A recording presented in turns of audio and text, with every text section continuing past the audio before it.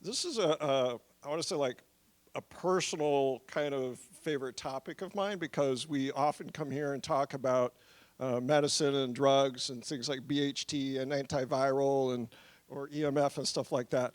And injuries and stem cell therapies and all those kinds of things, but we don't often talk about basic mechanics of how you're standing and walking and getting around. And you know, it can happen where you have an accident, you get an injury, or an illness or whatever, something that changes your behavior, something gets weaker, you start behaving in a different way, and that kind of cascades as muscles weaken or atrophy or because there's pain there. It can even be, in my view, it can be unconscious.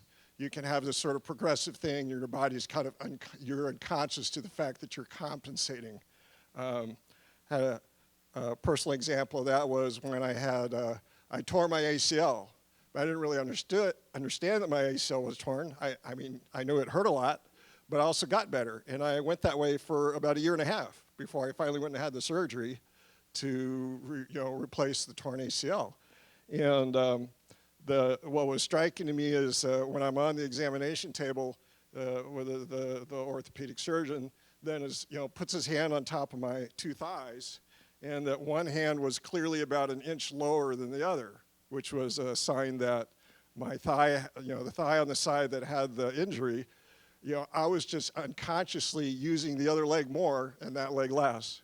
And this was a problem that was going to keep going on, not to mention that if your ACLs aren't in place, then you get extra wear on your cartilage and stuff like that in that knee. So it makes you shorter on that side. So anyway, we had a speaker 2 months ago, Andrea Salima, she's here. I actually went and did a session with her, and it really helped a lot in my back. So this kind of thing is, I think, underestimated. So with that, I'd like to tell you a little bit about Dr. Wong and introduce him. He has attended Palmer College of Chiropractic in 1974 and has been in practice for over 30 years. He's done research and published papers on spinal biomechanics. He has been director of Active Life Medical Center, a multidisciplined alternative health center for over 20 years. Despite his achievements in alternative medicine, he saw a lack of consistent postural symptomatic results with traditional chiropractic. His observation of older chiropractors that have severe postural breakdown and lack of mobility alerted him to the fact that chiropractic care was desperately missing something. He believes that something has now been found. So please welcome Dr. Wong.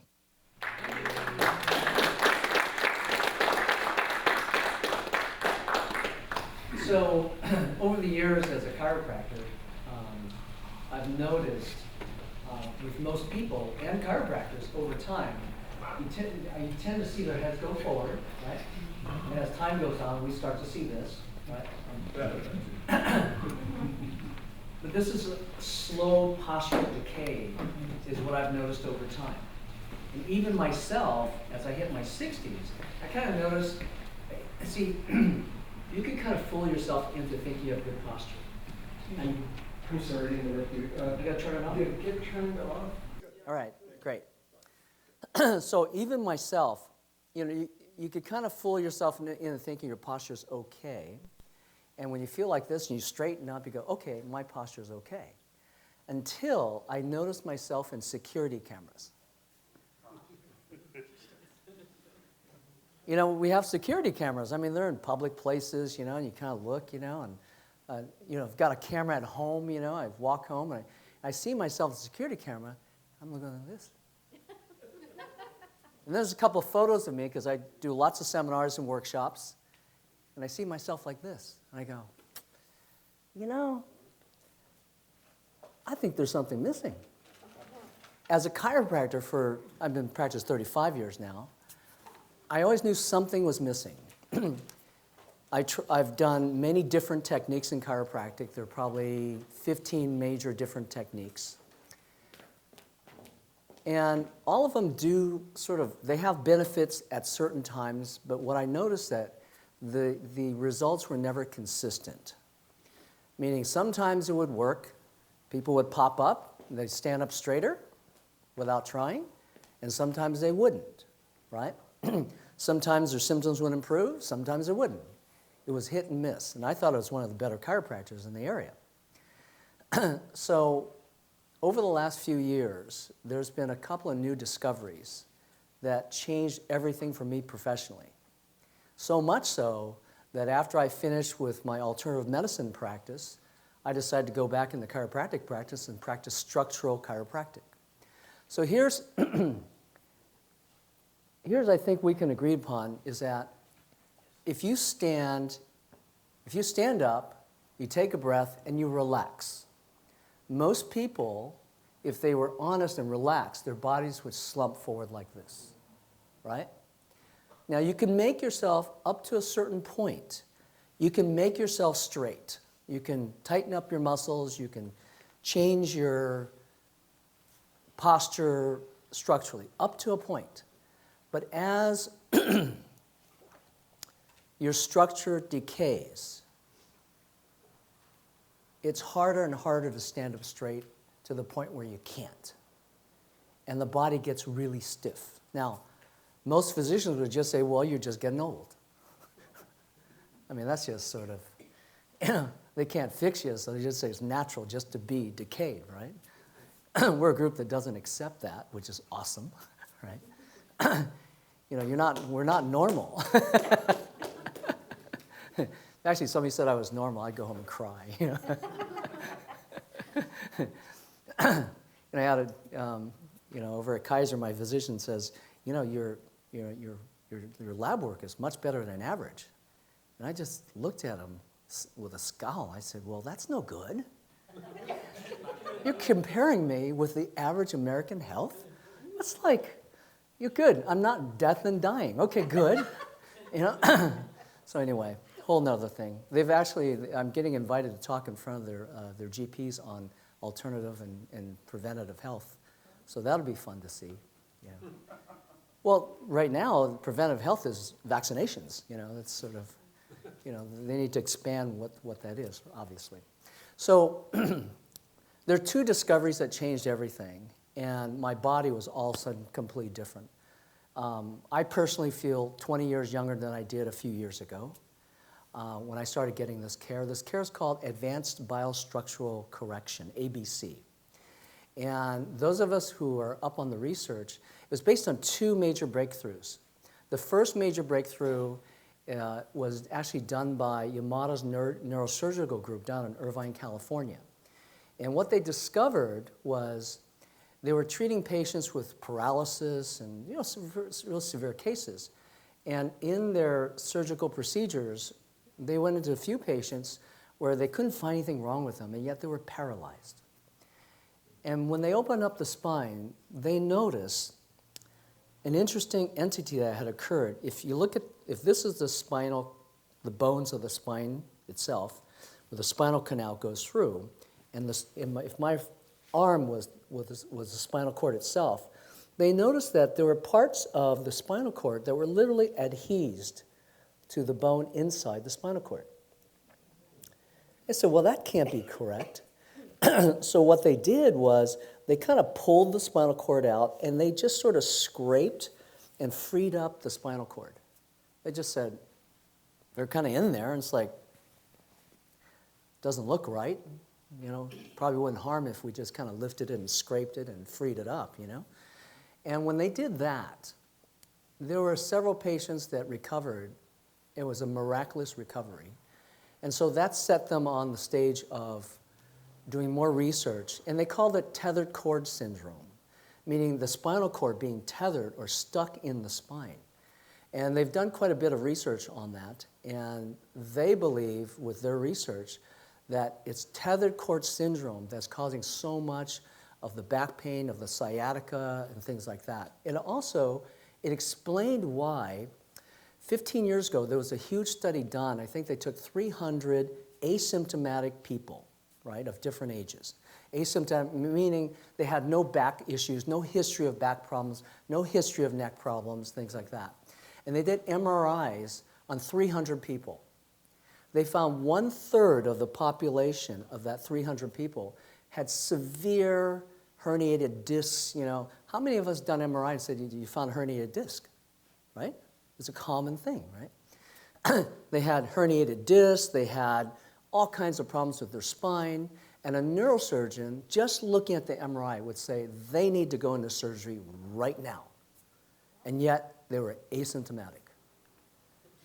And so, we all looked at those studies 15 years ago. You know what we did with it? Chiropractors, physical therapists, medical, orthopedic, neurologic surgeons. You know what we did with it? We just went, I don't know. And then we just took that data and just kind of parked it aside, right? You know, that's what happens when we have data that doesn't make sense. We just kind of park it aside, but you always remember it, all right? Like, in my last 35 years of practice, I had 2 patients that got in severe car accidents. Their bodies went stretched, you know. And they came in the office and said, Dr. Wong, I feel better than I have in years. I mean, severe, violent, whiplash, car accident, right? And guess what I did? I went, okay. We got lucky, you know. I guess you're done with your care. But you remember these things. So when the data about tethered cord syndrome came out, we go, huh. And Yamada's group saying, this is actually the cause of these symptoms and these problems, because how many times, you know, back surgery sort of has a bad rap, right? It really does, because now this explains it, because what they're doing is they're doing surgery for an entity that isn't actually the cause of the problem. Right? So, and it kind of makes sense. If you do something and it doesn't work, well, it wasn't the right thing. But if it's not the right thing 75% of the time, shouldn't you not do that anymore? So, so with the concept of tethered cord syndrome, it actually explained, or it's a possible explanation, because it has to work, right? All theories are good. In fact, there's a saying in our group. It's like there's nothing so ugly as a beautiful theory shot down by an ugly fact. It's an engineering term, actually. It was borrowed from engineering. And we use it a lot, because if you have an amazing theory, but you have facts that actually counterprove it, well, then you need to reevaluate the theory and just say, well, that's just not the right thing, right? So with advanced biostructural correction, we're finding a consistent, predictable result in the biomechanics of the spine, meaning that over the past few years, it's been worked out how to actually break up these adhesions without surgery. There's a orthopedist in Redwood City that does tethered cord syndrome surgery. I ran into one of his patients.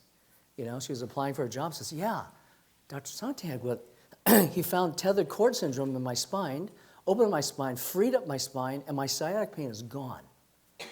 And I just thought to myself, he was lucky, because these adhesions occur from here up to here. They can occur anywhere along the spine.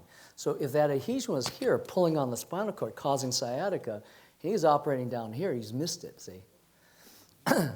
Anyway, that's where that's gone. So I can't demonstrate a release because, you know, it's a big stretch, just let you know. There's a certain way to diagnose where these adhesions are, and how we break up these adhesions is a huge stretch. You're on the table, you're not strapped down, but you're supported, and depending on where the adhesion is, it's a stretch that just really opens up the spine. Now, it depends on how much adhesions you are. Somebody who has a lot of adhesions, I mean, they're just moving this far. You know, their bodies are like this. You know, people, if they're like this, well, they can't even stand up. Those are adhesions in the spinal cord actually causing that lack of range of motion. But how do you know how do you know that's what's causing it? Well, you take x-rays, you can see. If things are fused, you know, we're beyond the point that we could undo that. The question is, how do you know there are adhesions causing that lack of range of motion? My answer is, well, you take x-rays, you look at the structure, you look at the bones. If they're all fused, you go, well, It's a mechanical issue. Well, they're fused. Can you do this work? No, you can't, right? So the person still has to have some range of motion. Fortunately, most people are not in that kind of condition. What does happen is certain areas of the spine will be fused, but not the whole spine. There are certain conditions where the whole spine gets fused, but that's rare. It's not a problem. So we see, I have plenty of patients who are failed back surgery patients, and one for one, they're actually getting results now. You know, we've had patients come in and just snarl at me and say, they don't even like me, they don't believe I could help them. And I go, why are you here? Because I've heard too much about you. I said, what the heck? I got nothing to lose. They turn out to be actually the nicest people afterwards, actually, yeah. So the first concept is tethered cord syndrome and releasing those adhesions and how to do that. The second concept is this. You know, with chiropractic, you know, I'm sure many of us gotten adjusted here, right? And you've gotten the adjustments, you go, right? Right? It can be helpful to get a manipulation because it kind of frees things up and can change things, so it can actually make you feel better, you know? And sometimes it doesn't, right?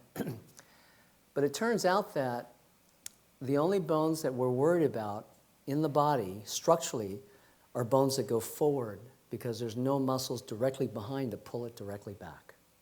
See, we have lots of muscles that rotate our body. We have muscles that flex ourselves, you know? But what we don't have is we don't have muscles directly behind our spine to pull it backwards. So when a vertebra goes forward, this is the theory, but I'll show you how it actually works in actuality. If a bone goes forward, there's no muscles directly behind, so what happens is the body will torque it. And so if something goes out in your low back, for example, the body will sort of twist and compensate to try to take pressure off. Now, typically, when a bone goes out in the lower back, the body will compensate, take pressure off of it so your back doesn't feel bad. But where it compensates to, guess where you hurt? You hurt somewhere else, all right? And that's been the consistent thing. Person comes in with lower back pain, we start working on the neck, and the low back feels better without touching the back. So we now do realize that it's almost futile to work on symptoms anymore. Heat, cold, electrical stimulation, all the stuff, working on the symptom. It's just spotty in how it works. So also with the mechanics, along with the care, is how to sit, how to sleep, and how to stand. And what I'd like to do is maybe demonstrate symptoms and pain. Who has, let's say, just neck pain only? Anybody? You have neck pain only, nothing else? Your neck just hurts? I wonder if I could do...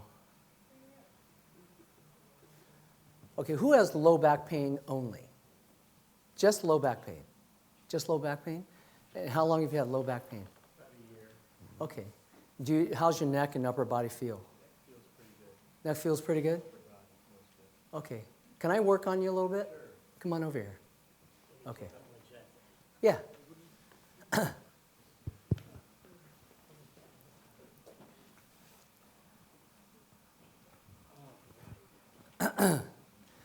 So, Okay, thank you. you okay? All right. Here So, you don't have to say anything. We're good. We're good. We're good. So I'm going to do a couple of checks on you, Okay, and then I'm going to work on this part of your body. okay, good. Now, does your back hurt right now? No. Okay. Well, right Okay. about here. Now, let me ask you this. So just standing here, does your body hurt? Yes, Just standing here, your body hurts? Yes. Like how much? Just a little bit? about a 6. About a 6? Okay, Mm-hmm. that's pretty good. So you live with a lot of pain. Yes, Okay. So he says, my back doesn't hurt, but it's a 6. that's pretty significant. So you've been living with this for a while. Yes. Okay, so About a so year. so without moving, it's a 6. Mm-hmm. Okay, good. All right, we have something to work with. If it wasn't hurting with you standing, I'd have you bend, move around, and tell me if that hurts. And Okay. typically, then it does. We don't need to do that. Don't need to do Yeah. Okay, so if you look, take a breath. Let your body relax. All right. So the back is kind of turned here. You can see head goes forward a bit, right? So I'm just going to take a picture just for the heck of it. Yeah, we'll do before and after. Take a breath. Let's just let your body relax. Try not to stand up straight. You don't have to slouch to the floor, but just that's your relaxed posture. You're not trying to hold yourself up, because that's what we're looking at. When you're relaxed, that's your structure. When you're like this and you make yourself stand up straight, you can call that your posture, but that's not your structure. Does that make sense? Yeah. All right, so what I'm after is fixing structure, not posture. There's other exercises, and other people might do really great with that, but I'm not doing that. I'm fixing bones and structure, okay? So we'll just go like this. Just take a before picture, okay? So I need to do a test to check something. And so I'm going to stretch your neck this way once. You have no neck pain, right? Your neck feels good? No Okay. neck I'm going to stretch you this way, okay? Okay. Now, when I do that, one way is going to make you feel fuzzy, and the other way is going to make you feel clear. Okay. And I need you to tell me which way, okay? Okay. All right, good. So we'll go like this. Is it okay you turn in front of people? You're okay? Sure. Okay, good. There's a lot of people. No, that's just one person. See, that's just one person and one person and one. There's not a lot of people. We're just one people, right? Okay, good. Yeah. I hate it when people say "you guys" to me. I go, I'm only one guy, you know. Okay, so I'm going to stretch you this way. More clear or more fuzzy? Seems to be more clear. Good.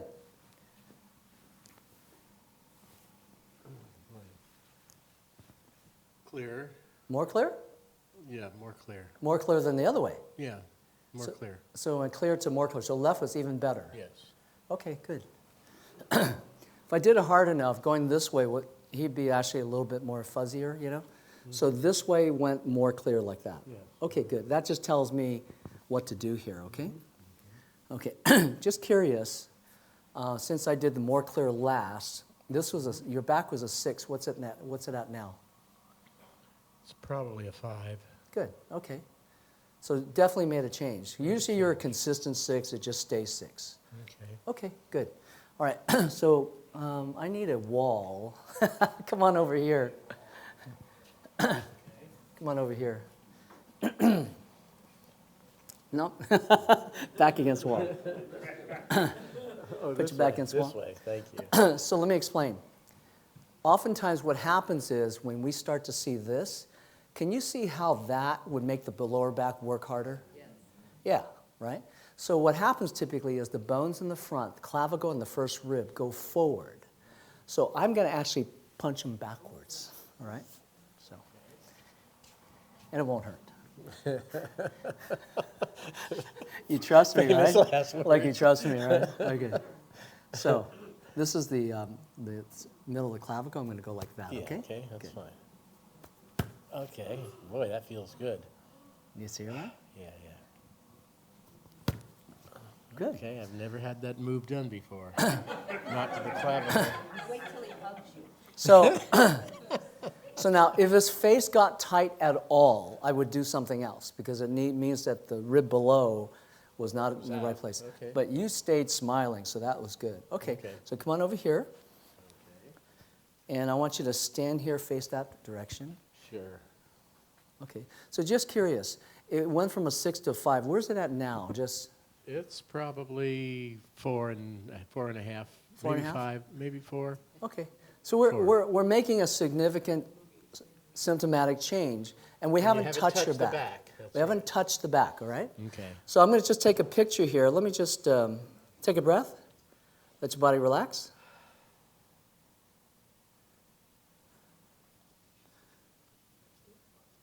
Do you guys see a difference? I mean, he's like here, but, but if you look, this was the before. I don't know if you guys can see that. And this is the after. There's a change. Now, he's relaxed. He's not trying to stand up straighter. Is that correct? Yeah, you're not trying to stand up straighter. So does it make sense that we actually made a change in his structure? Right, that's before, and that's after. All right? So we're making a structural change, right? Could you show the before? The people over here didn't get to see the before. Yeah.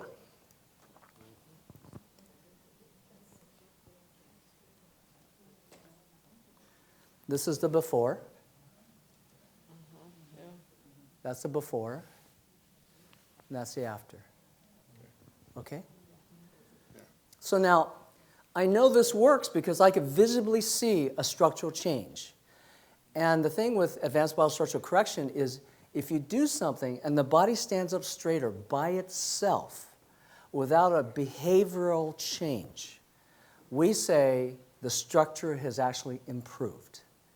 If you do something and the body continues to collapse and break down, we say the body is breaking down. And if we could agree on that, it's a basis for a whole new physical medicine that's based on observation. In this field, there has been so much thinking and opinions without looking. For the first time now, we're looking at things, okay? Okay. So where's your pain now?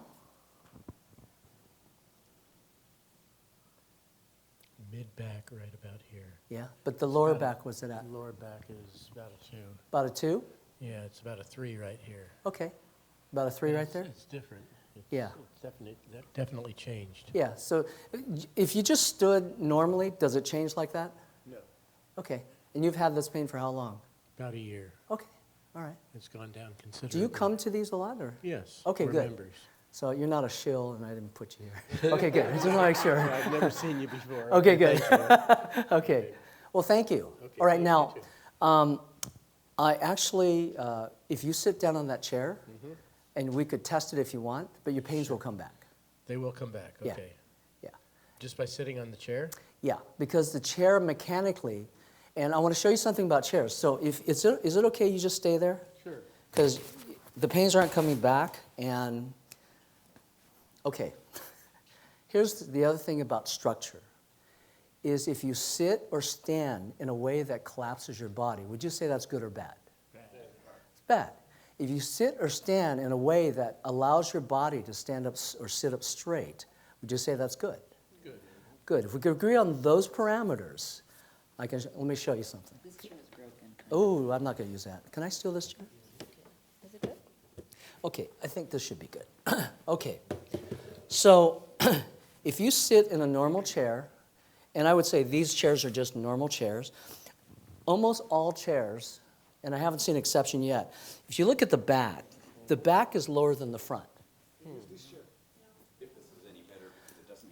This is probably better because I think it's flat. I know, is the back lower than the front? No. Is it pretty flat? It's pretty flat?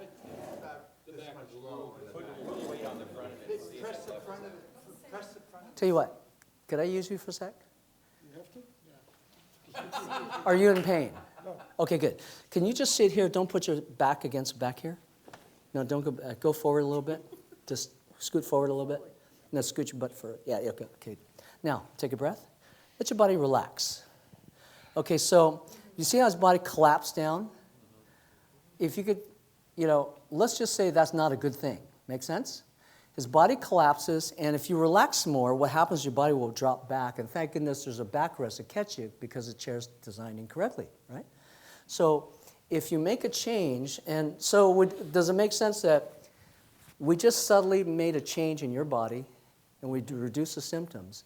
If you sat and your body went clunk, that could throw a vertebra forward again, because I pushed it back is what I did. And body collapses down, of course, symptomatically, I would expect it to come back. And we could test that if you want, but I can still fix you again. All right? So there are chairs designed so that the seat of the chair tips forward. Now, most chairs, they tip backwards, all right?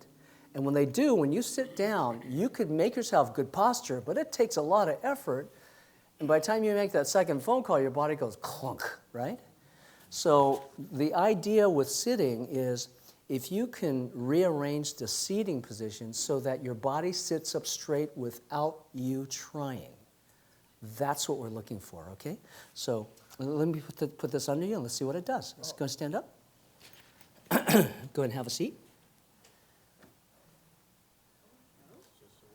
So his body comes back up, right? And he's not touching the back because his body's not collapsing. How's that feel? Feel good? What do you tell me? Am I sitting straight? Well, how's it feel to you? Well, it's feel, You feel straighter? yeah. Yeah. And everybody can see your body's a bit straighter. Sometimes you need a Can you take a bigger picture? wedge. And I brought some people need a bit more of a wedge. So go ahead and stand up for me. Let's see if this helps even more, okay? Have a seat.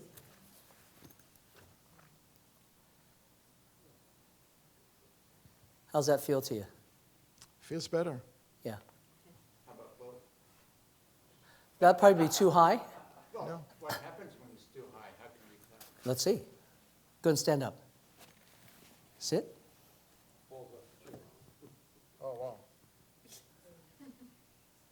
How's that feel? Strange. Yeah, a little wonky. Yeah. He's like, Well, anytime you change something you've been doing for so many years. yeah, but see, if it's structurally good for your body will sit up straighter, it calms down, and you actually smile more, actually. Yeah. Thank you. Okay. Okay.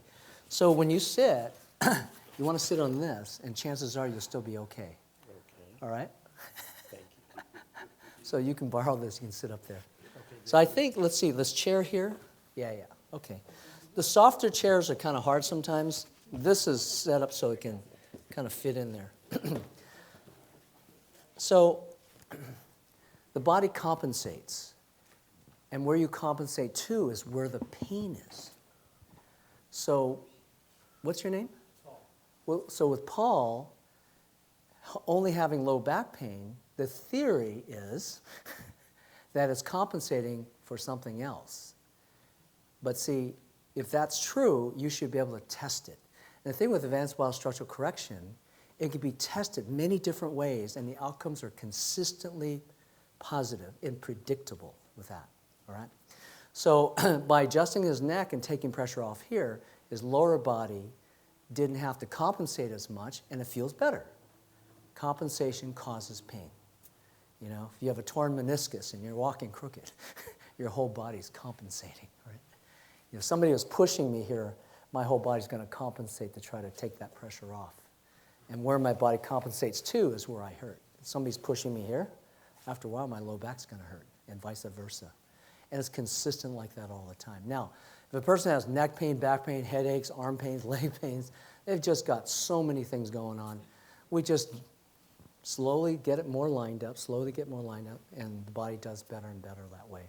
So the key thing is, if the person's standing up straighter without a behavioral change, that's what I'm looking for.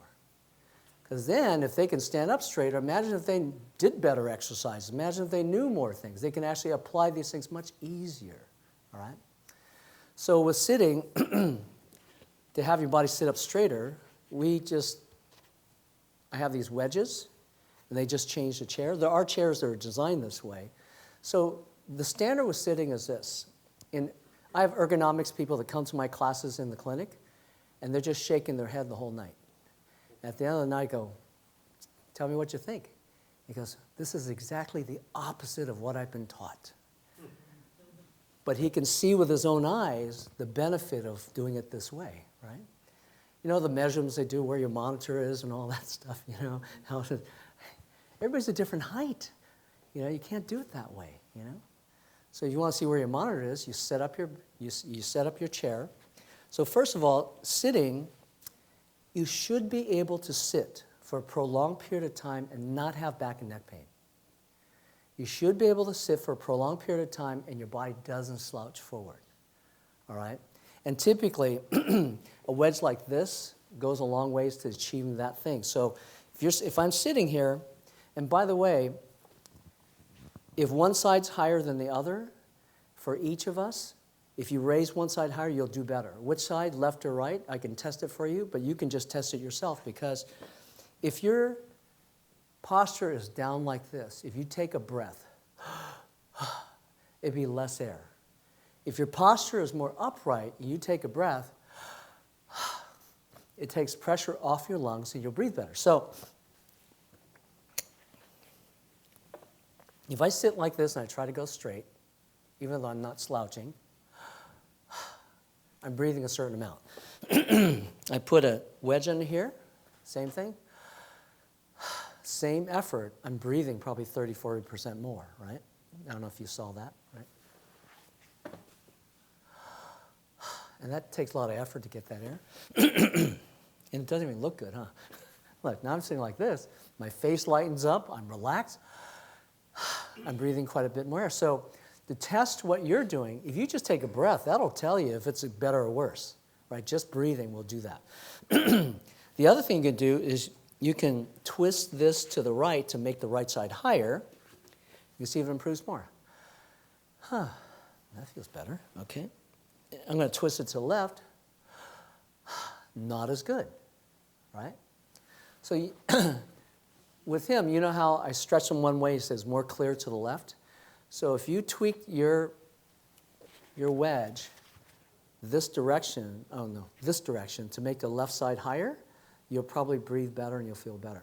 How's it going? Is the pain still at the same levels, or did it go back up? Same level? No, it's less. It went down, and it's at the same down level. Okay, same level. Okay, good. Yeah. Now, if you want to try, I'm not telling you to. If you want to take that wedge out, I predict in about 10 minutes you'll be back to the original 6. Okay. Yeah, well, I know it'll go back. Huh? I know it'll go back. Okay, but it's not right now. It's not right now. It's Yeah, exactly okay. where it was.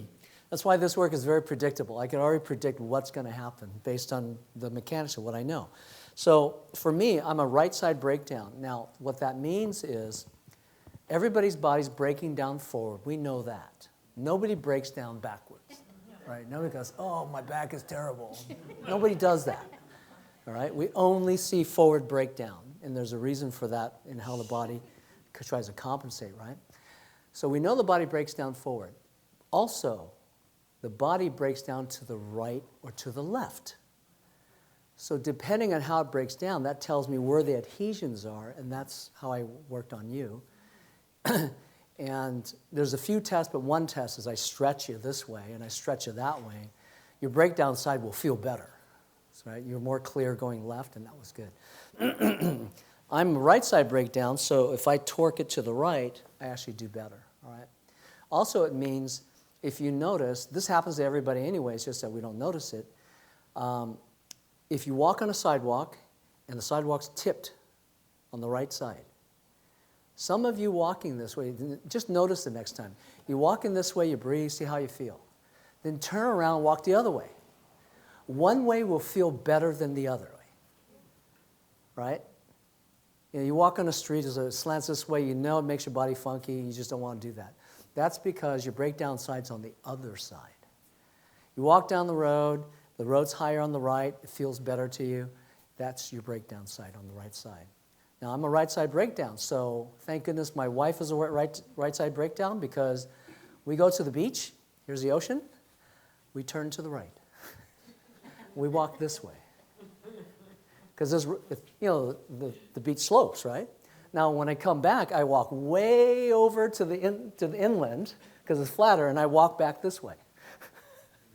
And it's not that it hurts me. It's just that when your body's in better structural alignment, you can tell when it's not quite right. We'll go to dinner. It's funny, my wife was laughing at me because I bring this wedge, right? And I sit down, I go like this, and then restaurant chairs are horrible. It's like there must be a conspiracy to make your backs bad or something. I don't know. But I bring this, and I'm just happy. I'm just like, good.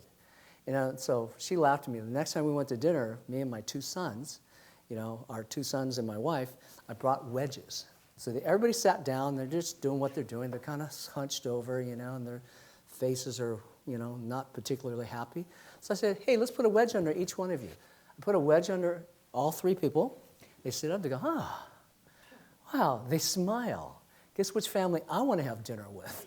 So when your body's happier, you're just happier. I mean, we're not our bodies, obviously, but when your body's happier, you tend to be a happier person too. So another way to kind of cheat this without using a wedge is if you sit and just drop your knees lower than your hips, you're naturally going to sit up like this, right?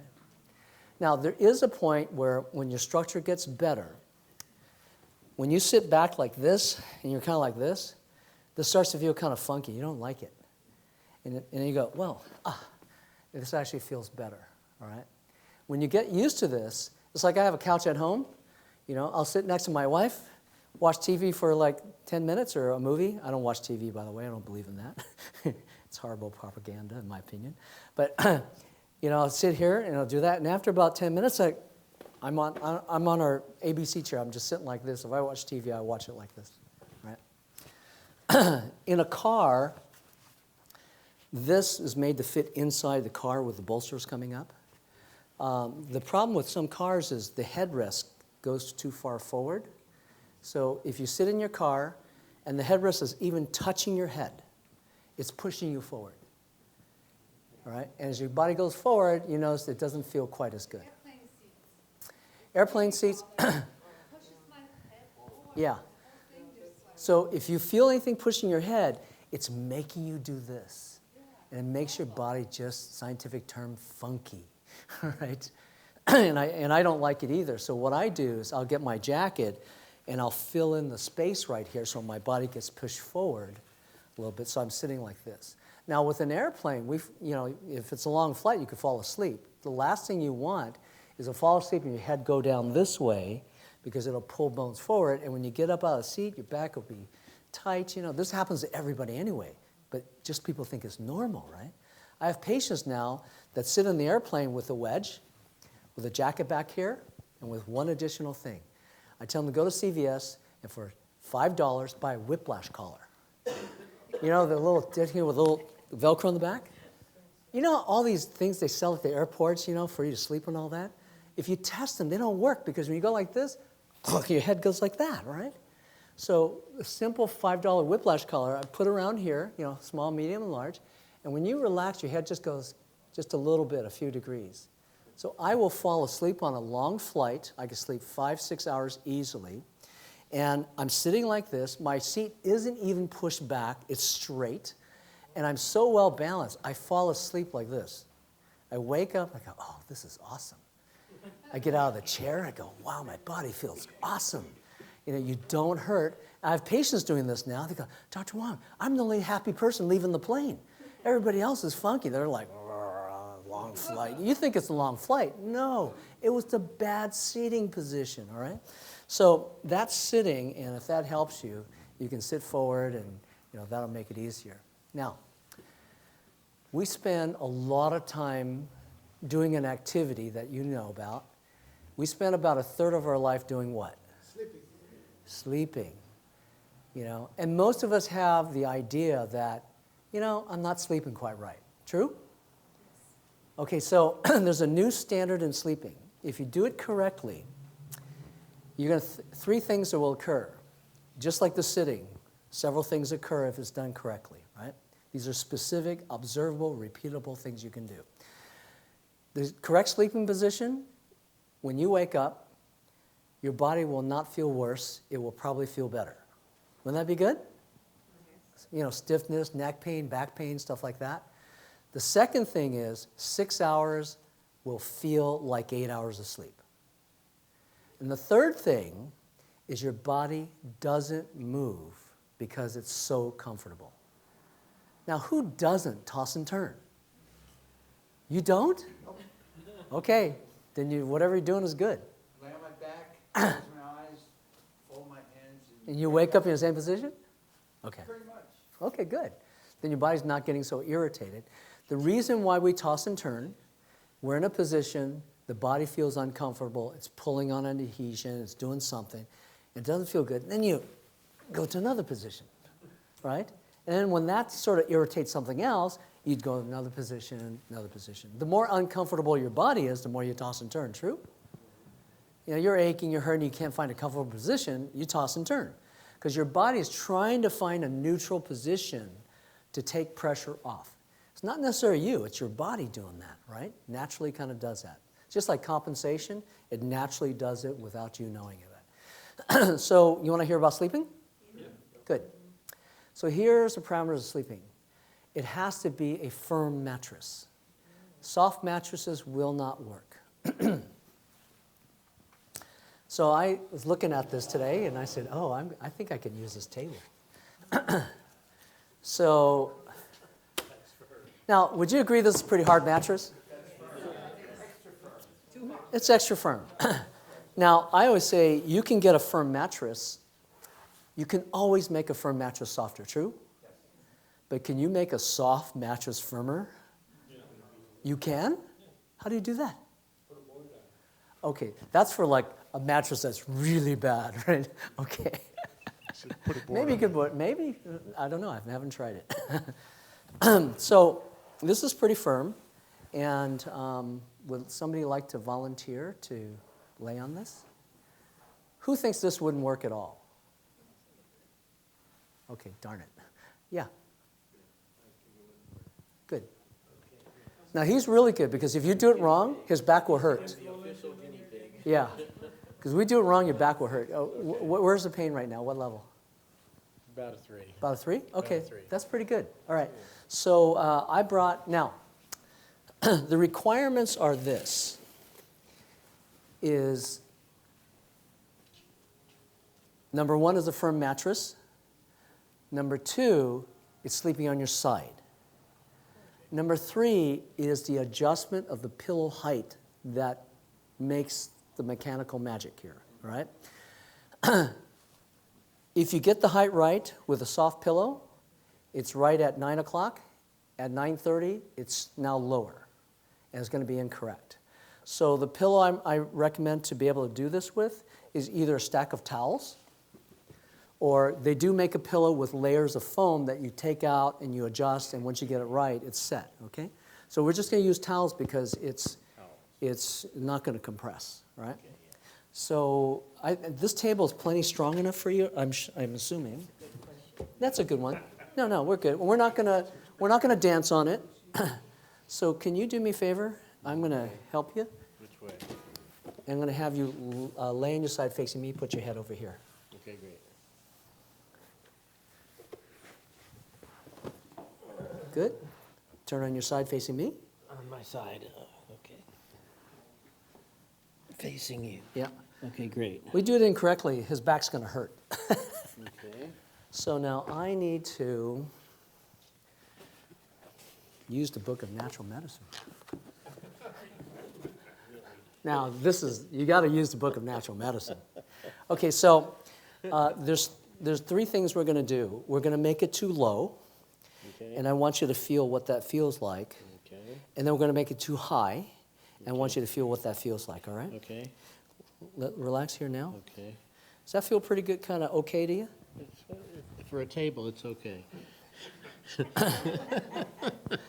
Well, okay. We're going to see if we could change that It's opinion. too low, yeah. So we know that's too low. Now, if the height is too low, what will happen is that if you wiggle the shoulders, it goes forward easier than backwards. Okay. Okay? Now, can you wiggle your shoulders just a tiny bit forward and backwards and see if you can feel forwards easier than Yeah, backwards? forwards is easier. So there's 3 steps. Step 1, so you can do this at home when you go home, right? Step 1 is you go too low. Step 2, we're now going to go too high. Okay. Hold on. That's way too high. Okay, so now you also notice when it's not right, the eyes open up, he's uncomfortable, he's alert, all right? So if you look at his eyes, just keep looking, right? And also, when it's right, the face relaxes, person takes a breath. That's what I'm going to be looking for, okay? So now, if you go back and forth just a little bit, which way is easier? Right. Going back easier than right? Back is easier. Yeah. So when it's too high, the shoulders will roll backwards, easier in front. Now, we're just talking about half-inch motion both ways just to feel it, okay? So now what we're going to do, now that we know what's too high and what's too low, we're now going to dial it in.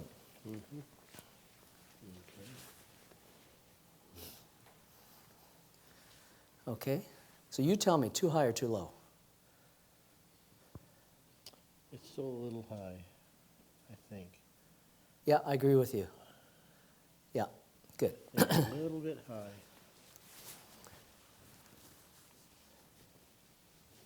Okay, that feels good. Okay? And it feels better too, Yeah. okay? You can actually tell which side is off, huh? Yeah. So that's pretty even. We're getting pretty close. You notice as we get pretty close, he's breathing a little slower, his eyes are a little smaller, you know, his body's just sort of more relaxing. Good? Mm-hmm.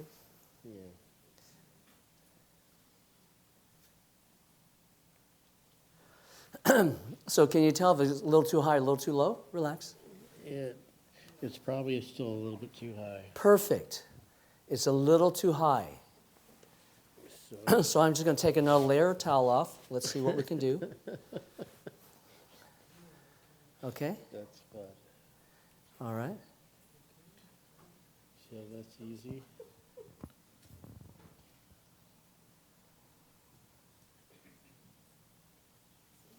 A little too high, a little too low. What do you think? It's about right. Yeah, It's right about right. yeah. So, And the left and the right feels good, or Yeah. the in or the out feels so good. as we get closer, Mm-hmm. the voice gets a little bit more slurred. The eyes are a little smaller, you know. It's actually pretty good. Now, how's the table feel? How's the bed feel? It's not bad at all. Yeah. Got a question. If we shut off the lights and nobody was here, could I you would actually go to fall sleep. I would go to sleep. You could actually yes. fall asleep. Okay. Yeah. Absolutely. I'm tired, but you know. Yeah. Now, the key thing about setting this up is you want to do it before you're tired and ready to go to bed. Right. Because if you do it when you're kind of tired, you're just going to get it half right and you'll just fall asleep. And you wake up, your neck will hurt, it'll be kind of funky, you know, and it won't be quite right. Cool? Yes. And that's sleeping, so you do it too. All right? Okay. Now, question, how's the back feel? Feels fine. Where's it at? About a 1. About a 1? Yeah. Good? So the correct sleeping position, the pain will go down. Okay. All right? Yeah. And if you slept, now, question, when you wake up in the morning, how's your back usually feel? Better or worse? Worse. Okay. So have you ever laid down and your back felt better? I can't remember Okay. when. Good. So it's consistent, predictable results. All right? Okay. Very predictable, what we're doing. Okay. Okay? I'll have to go home and change my pillow. Yeah. That's why I didn't want you to sit on the thing, because I knew the pains would just come back, you know? Okay. All right. Yeah. I wouldn't want to test it either. You know, you're feeling better. You don't want to make yourself worse. Yeah. All right. For science, that's it. For science. Okay, well, you could just stay there if you want. Kind of in front of everybody, you know. Okay? So you use your stack of towels. Now, A stack of towels. this could take a couple of weeks to get correct, just to let you know. It's not necessarily that easy. He's pretty darn perceptive because he can feel, it's pretty subtle, and he could feel which way it goes. Yeah. How about all these pillows that, when you look from the side, can Yeah. you talk about the pillows that Good have this question. wave shape and supposedly they're supporting your neck? Uh-huh. Do you have any thoughts? Yes, I have lots of thoughts about this. Please. When you test them, none of them work. When you test them, none of them work. That's the key thing. See, there's so many opinions about your pillow, your bed, your this, your that, your shoes, and all. There's so many opinions, but nobody's actually tested it. I say that if I can get somebody to lay on a table that we would consider uncomfortable, and their pains go down, and they could sleep on it, I would say that's a pretty good test. And it's not based on opinion. Can you see that? Right? It's based on observation, and you can actually see that. All right? So on testing of these things, they just don't work. They get soft, you squish down, and it could feel good momentarily, and then it goes bad, you know, so it's just a waste of time. So the only pillows I've seen work are the ones that have layers of pillows so that you can do exactly what we're talking about. Now, just a little caveat is once you dial this in, if your spouse then washes all the towels, you'll freak out. Because it could take you 2-3 weeks to figure it out. Now, when you sleep all night, and 6 hours feels like 8 hours, and you wake up and you're in the same position, your body feels better, you're going to want to keep doing that, true? So when you get that dialed in, what I recommend you do is dial it in with 2 pillowcase covers. You know, not in it, but just lay it on top, because once you get it right, you can put the towels in the pillowcase cover, you can preserve it that way and protect it that way, and you'll sleep better. Yes? Doesn't the body have, or isn't there another reason for people to turn around in bed rather than just accommodating any wrong position, like blood circulation? So I can imagine if you lay down 6 hours on your side, that some body fluid won't move correctly, and you might get other issues. Yeah, that could definitely be a concern. But when the body is so, see, the reason why he could fall asleep, because that position neutralizes a lot with what's happening with the body. And I haven't found, if a person does have maybe some disease or some condition, that's a possibility. I haven't run into it, because when I've gotten people to, even people with shoulder injuries, and they can't lay on their shoulder, when this is done, it's just the pressure's neutral on the shoulders, and it still works. Sometimes it takes a bit more persistence. Now, for some people, you need to, like a layer of towel, we're lucky with you because a layer of towel got you in the sweet spot. A lot of times, I need something thinner than a layer of towel. It's just too much. Like one layer was too much, you take a layer off, it's too little. So I had to, like I have one patient that got a worn out t-shirt, cut it in half, used that, and it was just, it just like got it. Yeah. Some people, they get it 80% right, and they're sleeping pretty decent. Some people have to get it really close, you know. We're lucky with you. We get 95%, and you'll sleep like a baby. Yeah, yeah. So does right left side matter? Huh? Right or left side? Right or left side doesn't matter. One side typically will feel better to you. Sometimes your right's a little different from your left because of what's happening with your body, all right? Yeah. Okay, so, yeah, just Yeah. please wait for me to bring you the mic before you ask your question. Thanks. So do you ever recommend that people have a right side pillow and a left side pillow? No, because usually we figure out what feels better and we just stick with it. Okay. Yeah.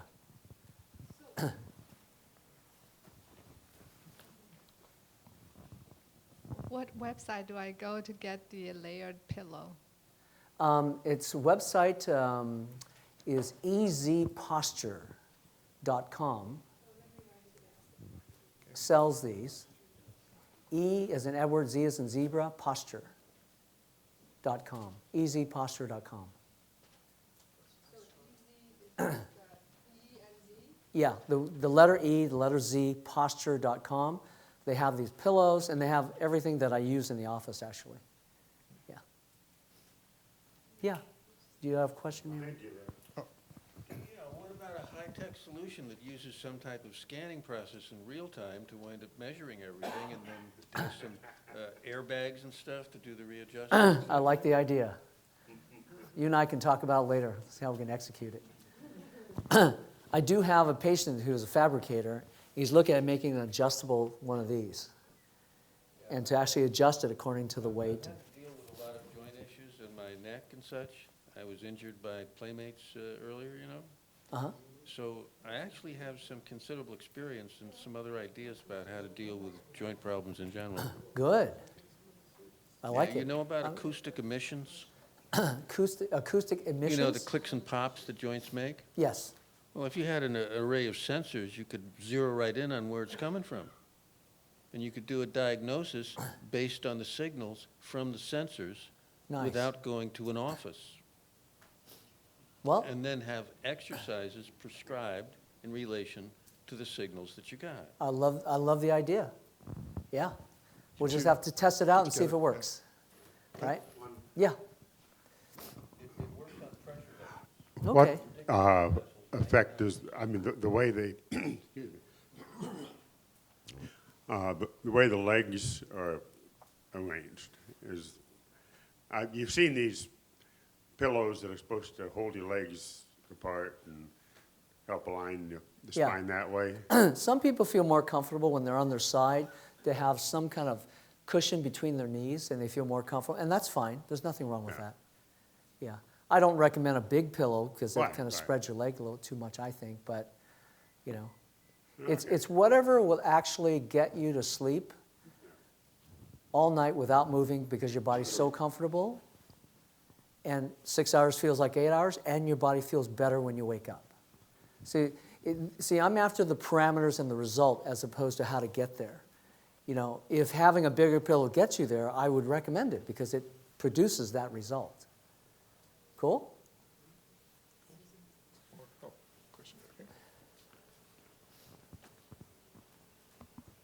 I'm curious about the effect of this posture, because what I understand is if things are really twisted and you're like this, it's just going to get worse and worse and worse till you need a walker so you don't fall forward. Right. But I'm also curious about the balance changes in between. Can you demonstrate on somebody, like when you push and they just go way forward?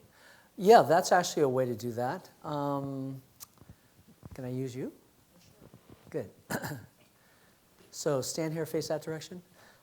So one way of how we discovered the only vertebra that we're concerned about, vertebra has gone forward, is when it goes forward and it doesn't come back, the body has a hard time compensating for it. So if I just, and we'll find this on anybody, you'll find certain vertebrae that are forward.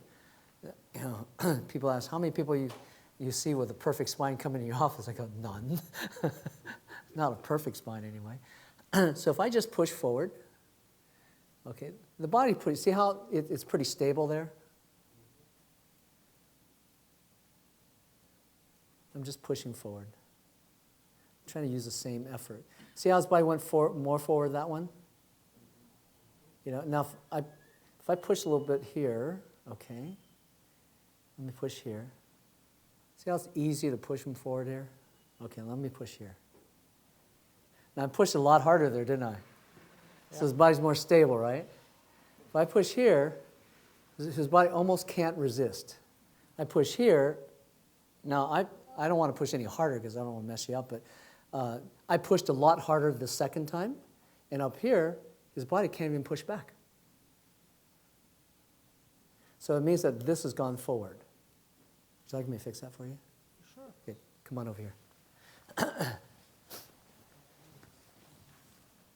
Oh, by the way, we should do a before and after picture, shouldn't we? Yeah. I mean, would you stand here and face that direction?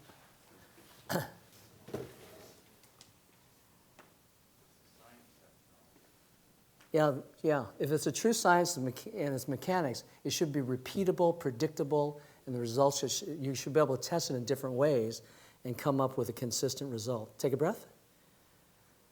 Let your body relax. Just relax. Let it go. Let it go. Relax.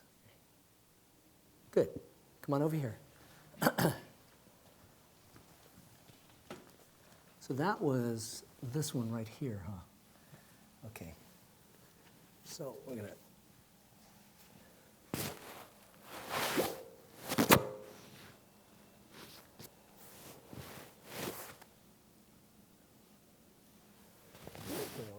I'm just going to go like this. I'm going to push it backwards if I'm going to do it. Let's see if that did it. Come on over here. Stand here. You've been demiked. I've been demiked. Okay. Easier to breathe? Hard to say? A little bit. Okay. A little different, huh? And I pushed pretty hard, just to let you know. So that's pretty stable. I'm pushed maybe with 5 times the force that time. Oh, Isn't that weird? big difference. Yeah. But it works like that every single time. The body's more stable. Now, take a breath. Let your body relax. Let's just take a picture. I don't know if we're going to see a difference, but we might. Take a breath. Let go. Relax, relax, relax, relax. Okay, now let's take a look. Oh, kind of cool. Okay, so this is before. And those of you who saw back there, you could see a difference. People here could see better because it's a direct profile. This is before. I also feel the difference. So I feel more. This is before. I don't know. Okay, Without now, effort, I feel this more is after. straight.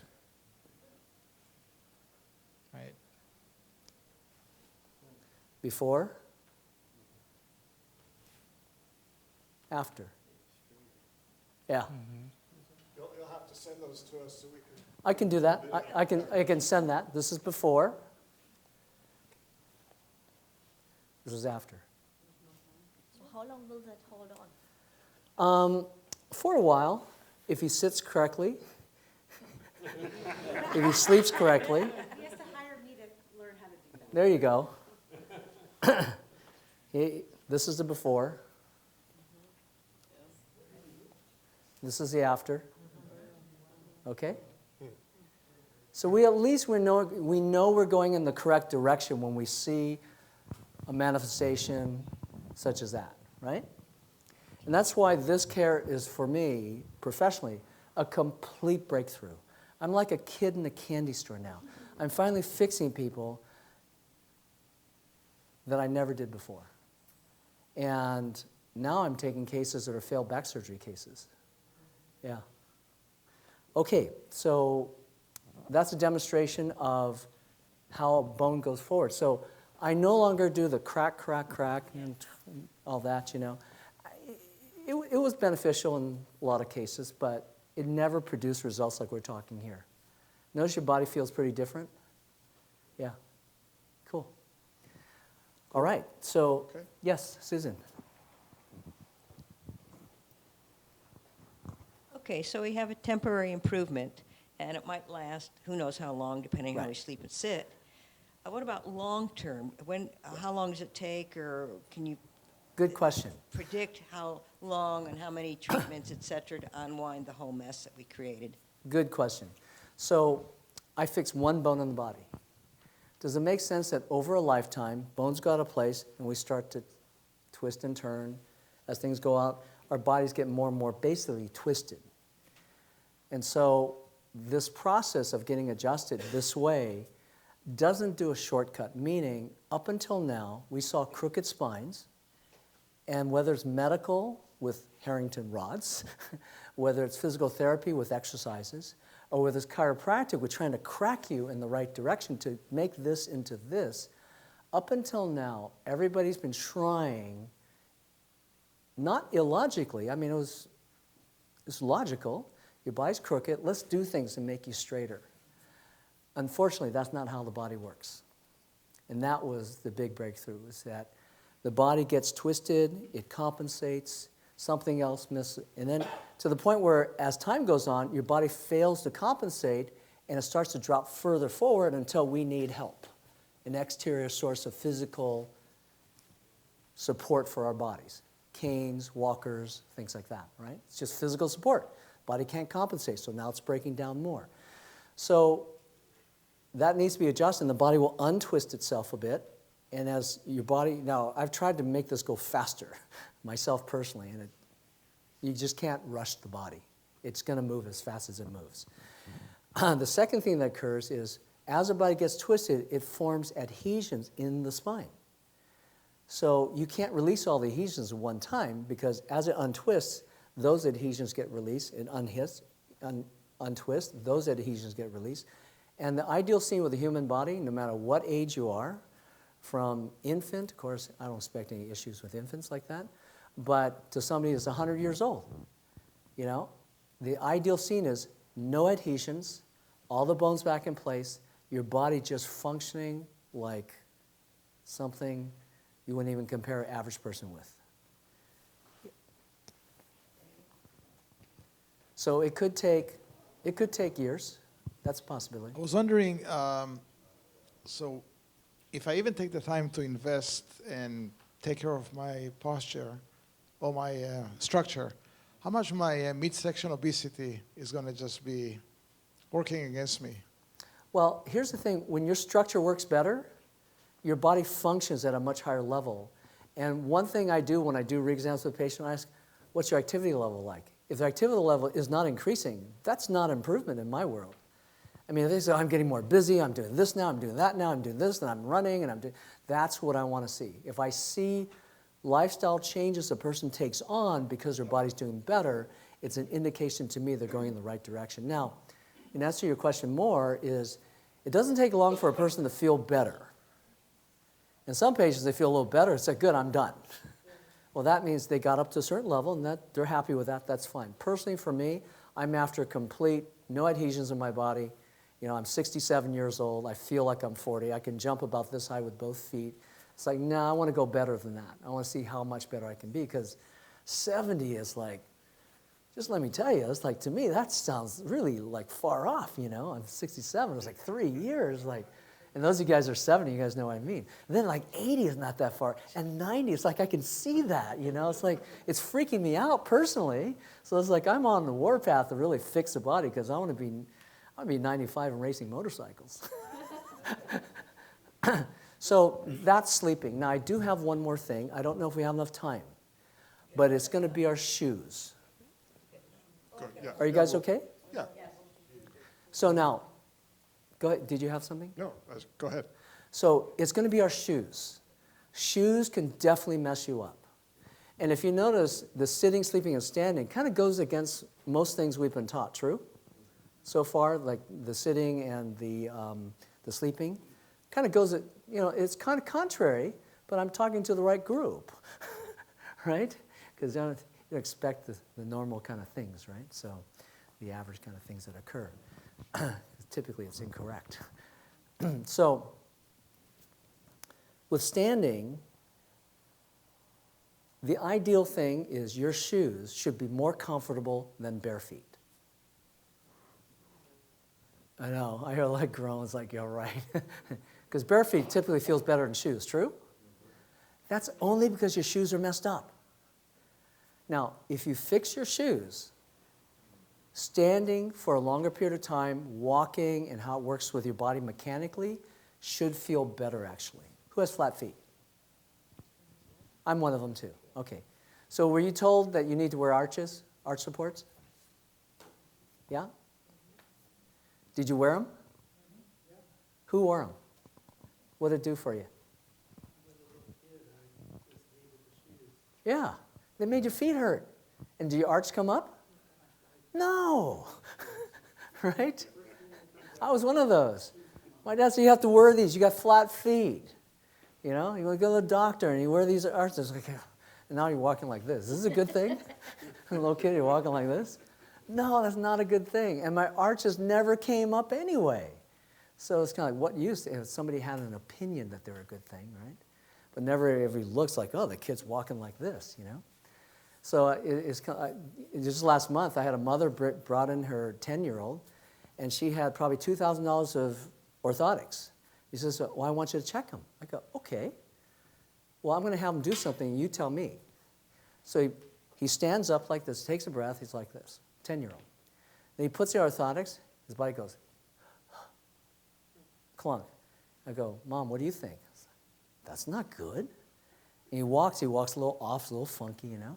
That's not good. So after testing 3 sets of orthotics, I said, I'm going to do you a favor. I just took him and threw him in the garbage can. He said, that was $2,000. I said, yeah. It's going to mess your kid up even more, right? So here's how you want to test. If you're sitting with your shoes, and if you could stand up easier, would that be a good thing? That's my first parameter. Second parameter, if you stand and you breathe better, would that be a good thing? Good. Third parameter, if I walk and my walk is smoother and it's easier and less pain, would that be a good thing? Good.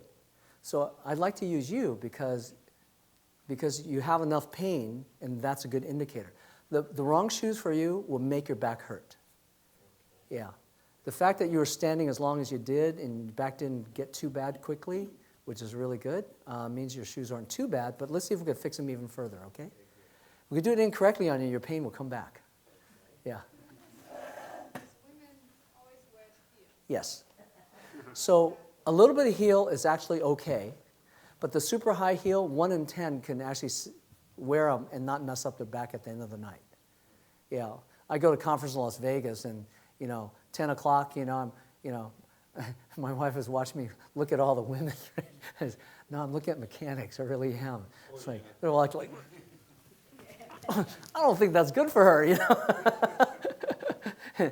And then like 1 out of 10, they just look graceful, they're relaxed, they're, you know, you can just tell that mechanically it's not so bad for them. So let's have you have a seat here. Sure. Not too long. So we're going to compare 3 things, okay? We're going to compare barefoot with this shoes, and we're going to determine are shoes a plus or a minus, all right? Is it a good thing or a bad thing? So go ahead and stand up for me. So just notice how much effort it took. That's just going to be a baseline. Your shoes are going to be a baseline here. Okay. Now take a breath. Good. Now let's just take a walk down there and back. And we can just see how your body looks when you're walking. Okay, just come on back.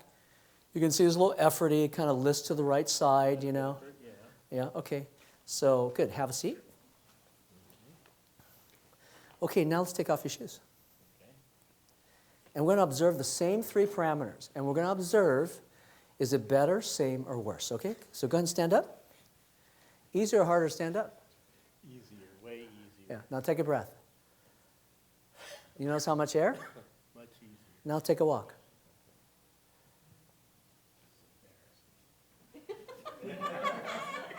No, you're doing really good. You notice how smooth he walks? Do you want to see the... Now, you can always retest it. Now, you're at home, test it yourself. You can redo it. Put your shoes back on. Walk if you're not sure, things like that. Okay, so have a seat for me. So is it easy to say his shoes making him a little funky? Yes. Right. So let's see if we can fix him, and I'll show you what tends to work. Again, we're leaving the field of opinion and entering the field of observation and testing. Good? Okay. All right, now, so... I have noticed that if shoes are tight here and they constrict the foot, big minus. I don't see that here. I'm looking at the size of your feet. It doesn't look like, it looks like they're wide enough.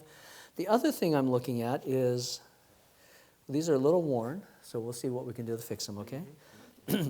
I've had patients when I do workshops at my office where they put on their shoes, their back hurts.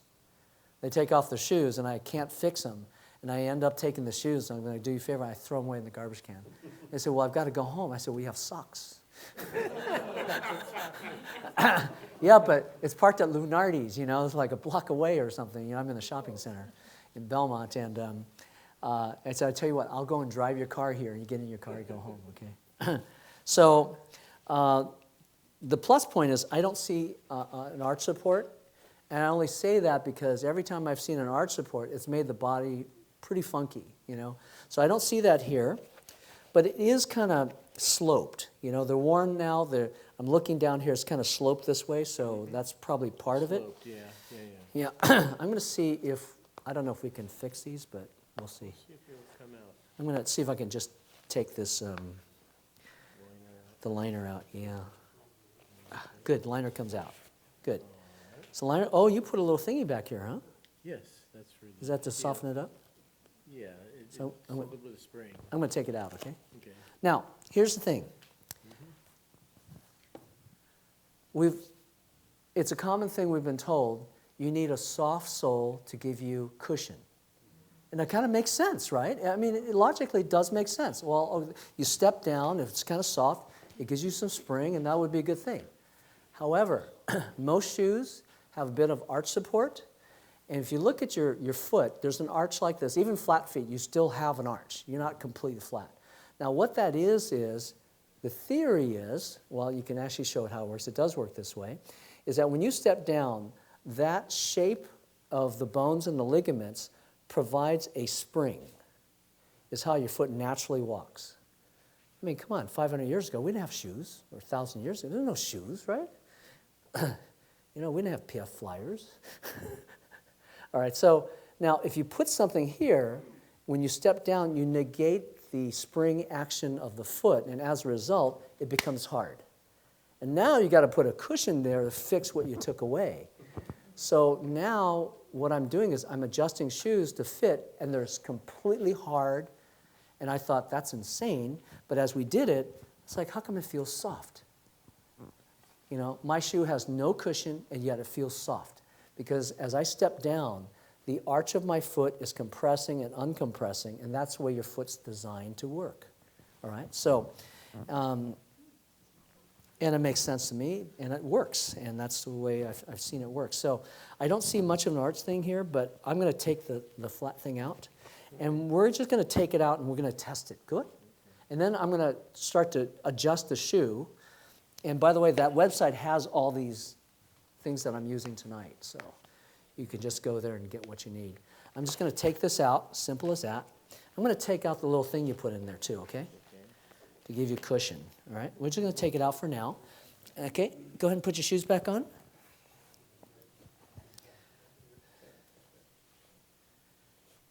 Good. Go and stand up. Easier or harder to stand up? Easier. Take a breath. By about 10 times easier. Yeah. 10 times. Take a breath. Okay. That's better than with the shoes. It doesn't. Well, we could test barefoot too, but go ahead and take a walk.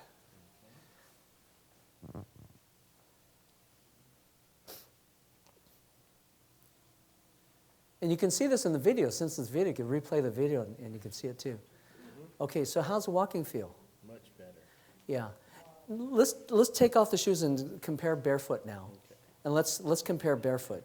The goal is is to get the shoes feeling better than barefoot. That's what that's my goal here. I could go to moccasins. Yeah, that's true. Now, how's that feel compared to what we did with the shoes? About the same. Yeah, we're not too far off. Go walk again. Let me see. Okay.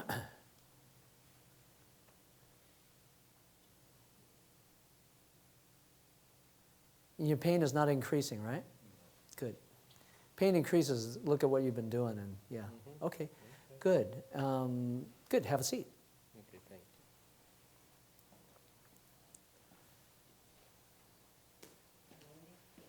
you. Okay, take a breath. Which has more air, barefoot or this? This actually has more air, I think. Yeah. Now go take a walk. Let's see again. Okay, let's see.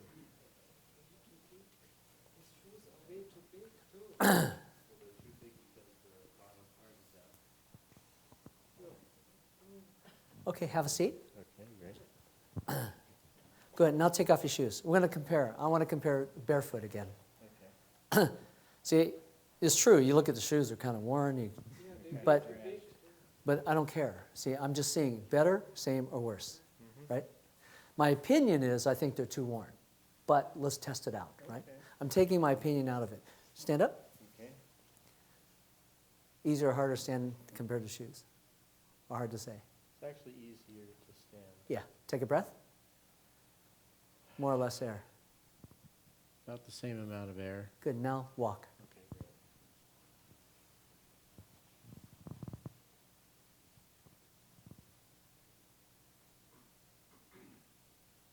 What do you think? Easier or harder? Easier. Yeah.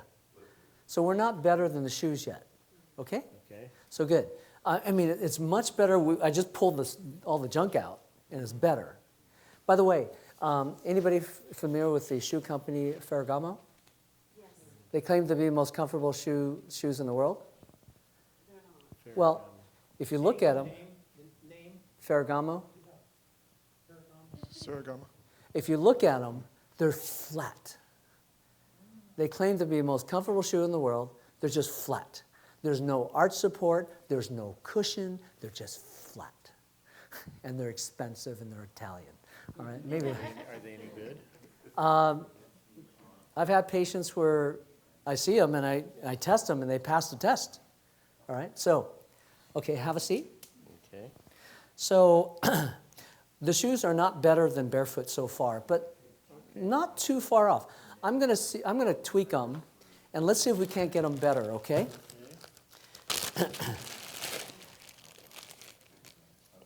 And typically we do better with just a little bit of heel lift, actually.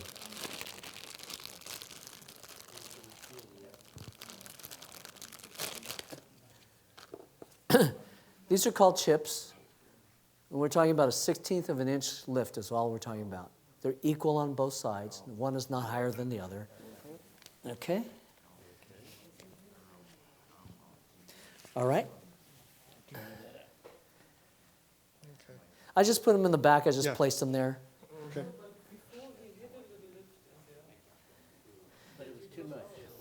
Well, he had something there, and they're weird shaped, and they're kind of not in the back, and yeah. Easier or harder to stand up? Yeah, take a breath. More air, huh? More air. Now let's take a walk. Yes. If we're lucky, we'll get as good as, at least as good as barefoot. It's actually pretty good. Yeah. Also, when that happens, the face relaxes. There's less, the body is using less energy to walk, and you just feel a bit lighter. Does it feel lighter to you? It feels lighter. Okay, good. Someone mentioned about abdominal fat, and if the body's always stressed, when you're sleeping, when you're sitting, or when you're walking, Okay. you're going to produce cortisol, and that produces Please use the microphone. Yeah. A little easier to stand? Easier to stand. Yeah. I notice you're more comfortable just standing. Yeah. I was just saying that if your body's stressed when you're sleeping, standing, or walking, you're going to produce cortisol, and cortisol is going to produce abdominal obesity, mental fat, and so everything you can do to decrease your body being unhappy will eliminate the abdominal fat without changing even the diet. Yeah, it's very good because you can even see he's more relaxed, right?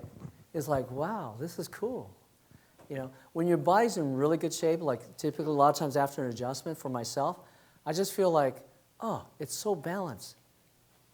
I'm just going to leave my body here and put my mind somewhere else.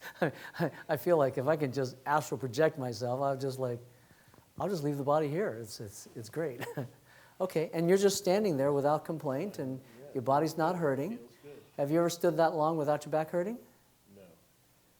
Cool. All right. And it works every time like this. Cool? That's absolute magic. Okay. Yes, I get accused of that, but it is mechanics and knowing how things work. I do get, if I don't explain what I'm doing to patients, they actually think it's magic. Yeah. Now, to me, it is magical because I know how the body works, and that's why it's magical to me, yes. So what about those barefoot shoes? I haven't tested them a lot, but if they're truly barefoot and they don't really influence your body and it's really barefoot and you have some protection on that, then I would expect if we did this test, barefoot would be the same as barefoot shoes. But my goal is to have it feel better than barefoot. The reason why is that, see, if you look at barefoot as natural walking, but we no longer walk in a natural environment. The whole day today, everything was flat. I went to the restroom, everything was flat. I walk here, everything's flat. My house is flat. My office is flat. The parking lot's flat. I didn't climb one mountain to get here. Very hard, too. So is it, Yes. is it better not to go barefoot? I mean, like, I love to go barefoot as much as I can, but is that not good then?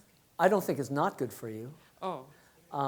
You can always test it, right? Oh, okay. Yeah. The goal is to have your shoes better than barefoot. Yeah, because the environment we're walking it is artificial, but I'm okay with that. I had read not too long ago on a website, I believe, called Sprouts, that walking barefoot over rough ground with rocks increases working memory for children who do that type of practice because they have to keep track of more things to figure out where to put their feet. That sounds good to me because So the flat surface with no challenges might be a real lack even in terms of brain dynamics.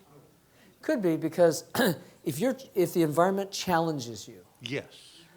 if your life is threatened 3 times a day, you would be awake. You would just like, hi, good to see you. Awesome, all right, good. I mean, you'd be awake, right?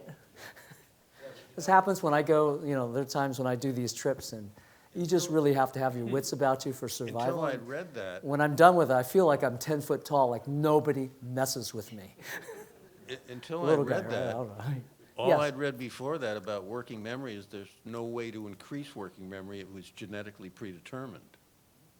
And it turns out, it looks like actually different types of challenges will increase working memory. That's my which experience. Which is fundamental to IQ. Yeah. And if you look at it from an experiential viewpoint, if you're hiking, you're challenging yourself, you do feel and you do experience a higher level of awareness. At least I do. So I would agree with that. Yes? Could you go over what you were changing in the shoe to go from the beginning to the end? I missed some of the subtle things you were doing. Okay, good. Thank you for asking that question. It's very good. So when I'm looking at shoes, I'm looking, first of all, I'm looking at the contour of the shoes. If it's contoured and if I can take out the sole or whatever, what's this thing We called? call it the insert or something, I think. If I could take out the insert, right? And if I see a flat bottom, I go, good, I can possibly fix these shoes. If the insert is glued on and I can't remove it and it's curved, and I test it on a person and it's harder to stand up, you breathe less, you walk mechanically, you can just see some irregularities in the walking and in ease, then that shoe is not fixable. You know, when I learned this, I had about 15 pairs of shoes and I ended up with 5. You know, when your body's stable, it can take a lot of abuse, your body just won't feel good, but when your body's hurting, a bad ergonomic situation will actually cause more pain. And that's why you're such a good subject, because you're in pain. It's like, awesome. You can tell right away what's going on, right? Somebody that doesn't feel anything, they're just sort of, I don't know, I guess so, you know, and like that. It still applies, it's just that it's more demonstrative that way. So what I do is, number one, look at the basic shoe itself. Can it be flat? And most shoes, if you look at them from toe to heel, they go this way, they slope up, and then they flatten out. That flatten out causes instability in my experience. And so what I do is, there's this little chip that takes up a little bit of space, and I start with that. And then I retest, right? I put that at the bottom and towards the heel. So just right there, you know, the front of the shoes here, the back of the shoes here, on the bottom like that. There's a little sticky here. I won't take that away from you because you'll be mad at me. See, if I took that away from him right now, he would just like, there's a little bit of resentment there, so I don't want that, you know? Yeah. Oh, hold on. Thank you. Sorry, Susan was going to ask a question over there. So this, if we were to give it a name, is a reverse orthotic. It's an anti-arch support. Yeah. You're actually freeing up the arch. That is what I saw. Is that truly what you did? Yeah, I've had 3 companies come to my office wanting to sell me computerized orthotics or this or sandcast, and you know, and they all have all these crazy bells and whistles. I said, great, come do a presentation, but I only ask for 2 things. Number one, when you come, you make a pair of orthotics for yourself, you make a pair of orthotics for me, and we'll test them and see if they work. If they work, I'm in. And the poor guy comes in, and I say, okay, this is what we're going to do. Would it be okay if you stood up? It'd be easier to stand up. Would it be a good thing? Go, so yeah, that'd be a good thing. If you breathe better, would that be a good thing? Yes. And if you walked smoother with less effort, would that be a good thing? As long as we agree on the parameters by which we are going to judge this, then we have a common ground. So we make the orthotics, we test him, and they just make him funky, right? Test me, and they just make me funky. And I just like, oh, my leg hurts. I just don't feel good, you know. And I go, what do you think? He just shakes his head and he leaves. 3 times. So I have a reputation now. It's good and bad at the same time, you know. So anyway, I do treat a lot of chiropractors now, and I invite all the doctors to come to learn about ABC. You know, even doctors that are close to me, it's like, good, let's all learn this so we can provide better care, you know. So in answer to your question, let me finish, is that number one, I look at the basic makeup of the shoe to see if it's remediable, right? And then typically I will start with a chip, because most shoes, they slant up this way and they flatten out. And this fills that void, and mechanically it helps a person walk better, feel better, things like that. Now, now if that works good, typically, you went really good with this, so I didn't do the next step. Typically, a person does better with a little bit more heel. And so I have a heel lift Not heel lifts like changing one side to the other. They're both equal, and they have 3 layers, and we just try them on. We do 3 layers first. They walk. It's like, oh, it makes them funkier, right? Then I take off a layer, test it again, take off a layer, test it again. If it improves with 1, 2, or 3 layers, then I use the layer. Now, there's a third thing that I do, and you actually wouldn't believe this would make a difference. But let me tell you, it surprises a lot of people. This is a 1 millimeter dot. We used to use Band-Aids before they made them synthetic, and they changed them. So we manufacture these now. This is a 1 millimeter dot. And we put this on the breakdown side. How do you know the breakdown side? Well, I know his is left. You could check your breakdown side by walking slightly inclined on this side. Breathe, see how it feels. Oh, it doesn't feel great. You walk this side, you go, oh, feels much better. Left side's higher. Chances are your left side breakdown. It's 95% that way anyway. So let's just do this. Go ahead and stand up. Okay. Take a breath. Now take a walk. Come on back. We're just using shoe baseline. I'm going to change your shoe, and then we're going to retest, and we're going to take a look. Okay, have a seat. All of this you can retest, relook, to make sure you got, just take off your left shoe. So just your left shoe, because I'm pretty sure your left side breakdown. Where do you put it? On the arch, where the arch goes. So that is right there where the arch is. That's where the arch goes, okay? But let's see what we got, okay? Okay. Stand up. Okay.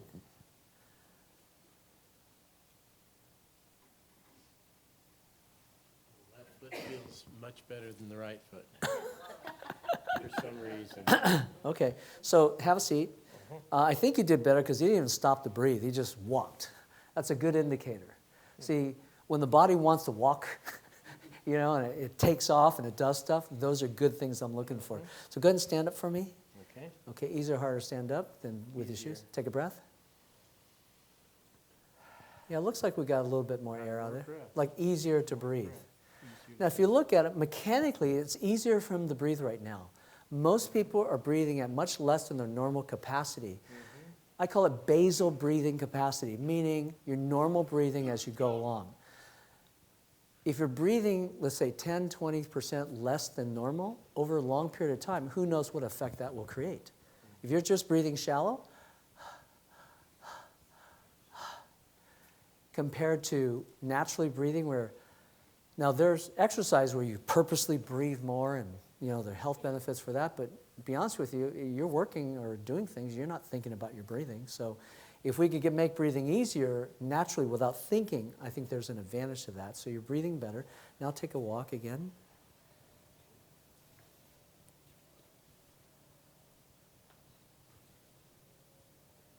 How's it feel to you? Much better. Yeah. The shoulders look more balanced. Shoulders more balanced, mechanically looks better. Yeah. And that's just a dot. It's a 1 millimeter dot. Yeah. So I have a question about that. Now, if you put it on the other side, I think we're going to see him get worse. Oh, so you need to know which side to put it on. Yeah, the breakdown You side. test it like. If your body's breaking down to the right, you put it on the right. Yeah. Yeah. Okay. Okay, so I have a question. Yes. So you put a little dot in there, and as you explain, the arch is kind of like flexing down. So how is the dot even in play? Well, it still touches. See, when your arch compresses down, your foot does this. Right. It will hit it. And because of that, it's just giving a little bit of support on this breakdown side. 1 millimeter support. It's very small. Yeah. But you have to realize your whole body weight goes on it. So if you look at it from that point, you can see how it could affect your body structurally on up. The key thing is you see the difference. And most of the time, we see a pretty significant He difference. seems to like it, yeah. Yeah. And it feels better. And now, is your wife here? Now, does he look pretty comfortable standing? Does he ever look that comfortable? What? Does he ever look that comfortable standing? No. Yeah. I'm just looking at him. Doesn't he look good? You look great. Yeah. Yeah, you're welcome. You can keep all that. I won't dare take it away from you. So we have one more question from, let's take 2 more questions. Okay. One from Susan and one from somebody else, and then we'll close. Yeah, you can throw And those then you'll away. be around a little bit. People can come Yeah. up and talk to you too, I'm sure. So Yes. let's do that. My question is, okay, so the body compensates for this, and then compensates for that, and compensates for this. Is each visit to you on doing it in the reverse order, like the last adjustment I made to do this, I go back, and Yeah. you're just going backwards? And the second thing is, maybe Andrea can Yeah. join you for some kind of discussion and how your approach differs, because you've had good results as well. Just see if you can combine, and so we have a great message for the audience. Wonderful. And I love your input. Since you've heard, because you've asked, what do I do? And it was hard to me to tell you in 2 sentences. But let me answer the first question is, what we've seen is, as a person gets older over time, right? As we're younger, things go out of alignment, and most of the time the body corrects itself. But these certain misalignments where the bones go forward, the body can't correct. At that point, the body will compensate. And if it's not corrected, as a person gets older and something else happens, something else gets twisted, and the body tries to fix that.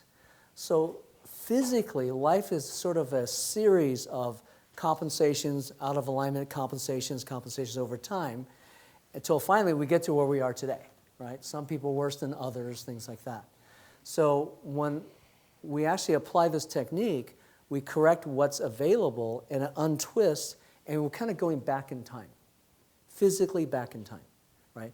And the whole idea is to unwind. Now, there are some physical limitations. If a person gets to a point where a bone got fused, we're not going to unwind that. So that may stop us from going further, but still, I mean, the person can feel quite a, as far as return of quality of life, we can see tremendous differences in that respect, all right? So I hope that answers the question, Susan, as far as unwinding, untwisting.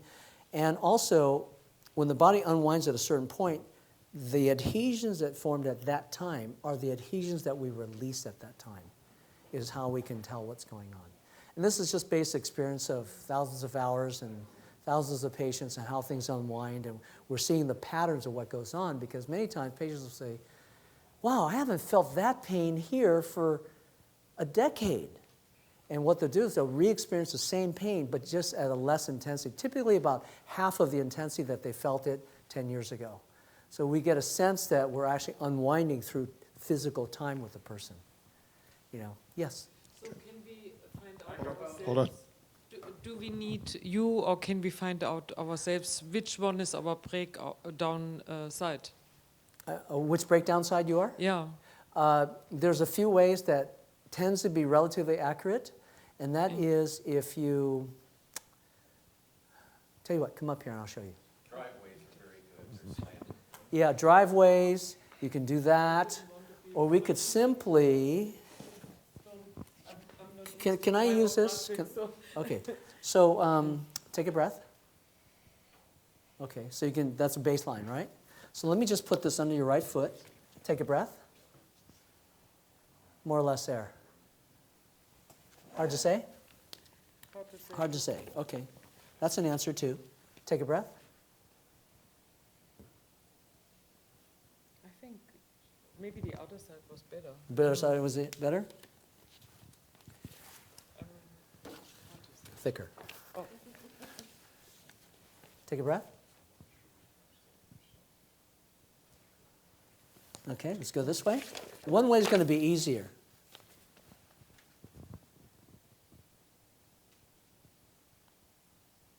Hard to say? Not a good subject. I can do the stretch test. Oh, no. There actually is another way too. There's actually another way. Especially with my neck. Okay, yeah. Yeah, you have neck pain. We don't do it that No, way. I don't have neck pain, but I'm just, the idea having my neck. Okay, tell you what. Twisted. We'll do another way. Okay, so I'm going to have you. You can see that she's basically leaning more on her right side. But yes, that's a good observation, but that doesn't correlate to breakdown side, we found. You could be leaning this way, your breakdown side's on this side.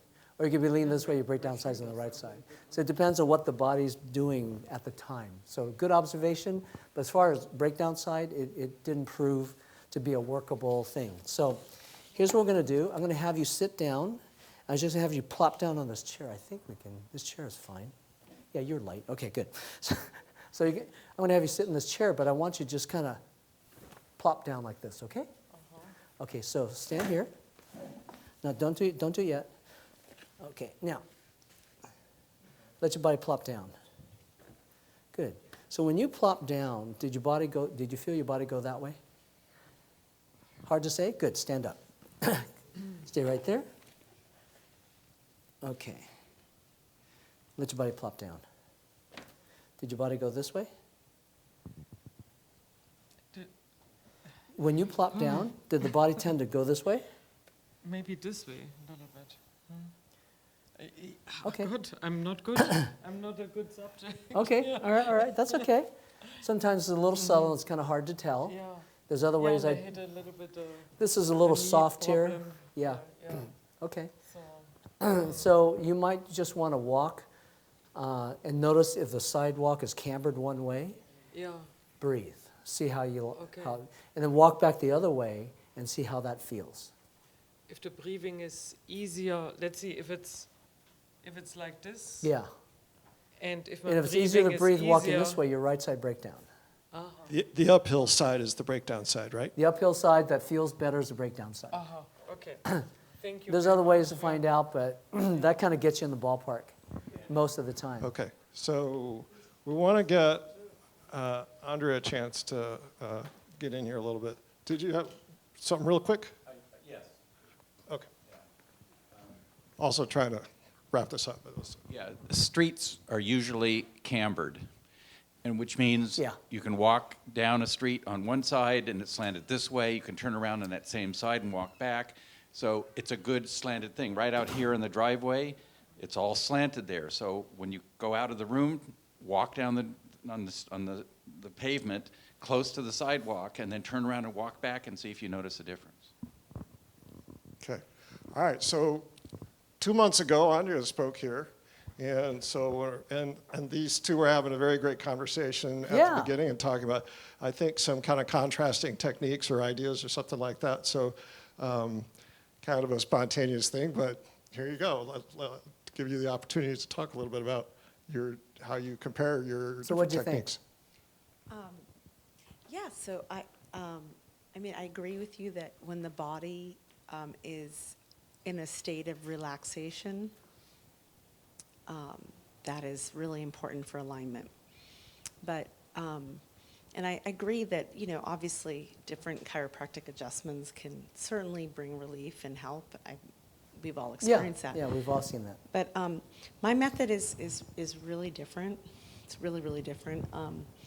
So, for example, the gentleman that was up here, if I may, if it's okay, I believe that his back pain comes from one main area. It comes from the fact that his butt is severely tucked. When he was up here, you could see the crease in his pants like that. Yeah. So when the pelvis is severely tucked and it's pushed forward, then everything is out of alignment. Okay. So what would you do? So by contrast, when the pelvis is in the right place, the vertebra from the spine just stack in gravity, so you're in a state of total and complete relaxation. So what I do is my methodology is I teach people how to sit in their natural alignment, how to stand in their natural alignment, how to sleep in their natural alignment, how to walk, and how to drive a car, so that their pelvis is in the right place. So the premature aging, you call it decay, I call it premature aging of the spine, that hump. Sure. But it comes from people have pretty much in the 17 years I've been practicing, people are severely tucked in the butt and then their pelvis is pushed forward. So because that's not the natural place, you'd fall backwards, right? But you have to compensate somewhere. That's right. So that's where that premature aging hump comes from. So it starts in the pelvis. So I actually don't think, I mean, my training, which is not my method, it's based on La Plume Institute, 30 years of longitudinal research, where the key is you want to get the pelvis in the right place. That is the most important thing. And so instead How of do you do using, that? Yeah. I teach people, basically, I have a whole technique. I mean, So I like don't want him standing here, would you tell him to like move his pelvis differently or something? Or? Yeah, so, okay, so you want me to do it with him? Yeah, yeah. Okay, I normally your get pain paid a level lot right of now? money to do this. So you stand up, Okay. stand up. So just curious, what's your pain level right now? About a 2. About a 2? Okay. And then sitting, what is it? I don't know. I haven't sat Oh. down yet. Oh, weren't Okay, you sitting well, up there? Here, just sit here Maybe and, 2 to 3. Okay. Yeah, let me see. Okay, about a 2 still. About a 2 still? Okay. okay, so stand up. Okay, so first of all, are you realizing that more of your weight is on your right side? Yes, right? Am I correct? So I would just correct the lopsidedness by making him aware that most of your weight is in your right foot. So if you just kind of go like this, back and forth, you can actually find that like pendulum and you can find that center.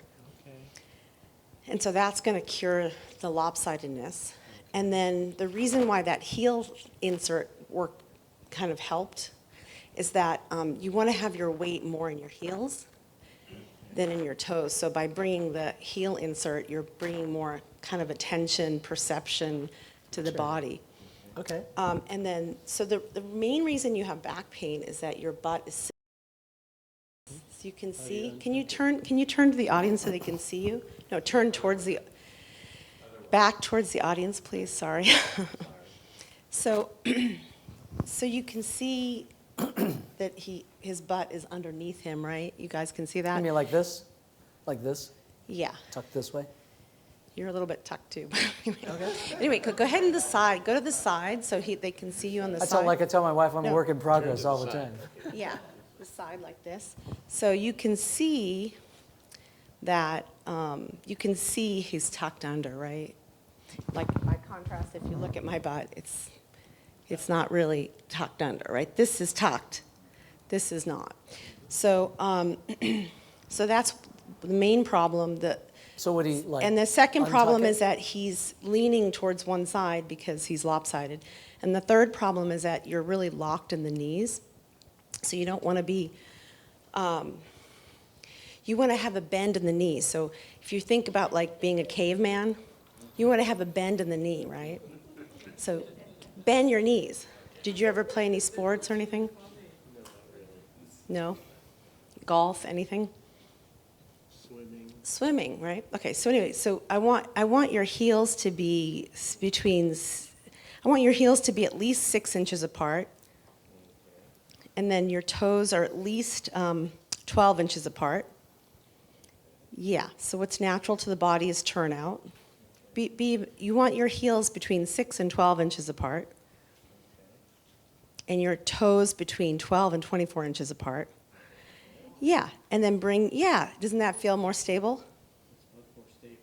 Yeah, and then bring weight in both feet evenly, and then I want most of your weight to be in your heels. Yeah? Now bend your knees like crazy. Bend your knees like crazy. Now make sure your knee is over your heels. Yeah, bend your knees and make sure your weight's over here. See, this is massive body mechanics, what we're doing. We're shifting completely. Okay, so you want to have your knees over your heels. You're doing great. So normally I would spend an hour doing this, but we'll just do it for fun. So now what I want you to do is I want you to hinge forward with a flat back. So I want you to stick your butt up in the air. Yeah. Normally I would do a lot more. So can you lift your butt? Yeah, bend your knees and lift your butt and go wider with the legs. Go wider with the legs. Yeah, bend your knees a lot. Keep your knees over your heels. Your knees are going over your toes now. Keep your knees over your heels. Lift the butt up. Lift the butt up even more. Bend the knees. Bend the knees, lift your butt. Now, when the knees bend, you're losing your turnout. So you want to turn out your toes, and when you bend, you want your knees to bend over your. Normally, I spend a full hour doing this, so this is like not really fair. Anyway, can you try to lift your butt up so high that you touch the top of the back of the chair? See if you can lift the, like, pop the roof off, right? Like, yeah. You might have to take your belt off. Take your belt off. I normally can't do this when people wear jeans. There's several clients of mine in the audience. You cannot do this in jeans. But anyway, yeah, just take the belt off. Yeah, that's good. Loosen it up a little bit. And now stick the butt all the way up to the sky and see if you can touch the top of the back of the chair. So go wider with the feet. Go wider. Touch the top of the back of the chair. Touch the top of the back of the chair. Now scrape it down and plop it down onto the chair. Now plop it down without shifting. Now don't move. Stay right where you are. Now I'm going to bring this heel. This heel's going to go underneath this knee. And this heel's going to go underneath this knee. Yeah. So now I want you to, I'm giving away all my secrets. I don't know if this is a good idea. Okay, so take your right hand and bring it underneath your right sits bone like this. Yeah. Do you feel your bone on your fingers? I want you to sit so that you can feel the bone on your fingers. Yeah? Now grab onto the bone and all the fleshy part and pull like there's no tomorrow. Pull it to the, no, pull it through the hole. So bring your hand around this way, and I want you to pull it to the right and in back of you at a diagonal. Get it through the hole. Yeah, pull all the fleshy part of the butt behind you. Okay, good. Now take your left hand underneath the left side. Yeah. Well, first shove your hand underneath and tell me when you feel the bone. Do you have the bone on the fingers? Yeah. I know. So now grab onto the bone and all the fleshy part and pull it to the left and back of you at a diagonal. Like towards me. Try to pull it through the hole as much as you can. You did a really good job on this side. Keep going on that side. Okay. Keep your heels underneath your knees. And then relax. Imagine that you have a waterfall pouring through your belly button. It's a waterfall. And then relax all this. And your chin. So I'll show you. So if I lift my chin, do you see what happens to my neck? No, it's not good, right? Do you see what happens to my chin? So I'm gonna stick my neck out. I'm gonna bring my chin down. Watch me first. Just watch me. And I'm gonna roll the vertebra of the neck back like that. So can you do that? So stick your chin out. Bring your chin to your chest. Is it okay if I touch you? Yeah. Okay. Now you're gonna 1, 2, 3, 4, 5, 6.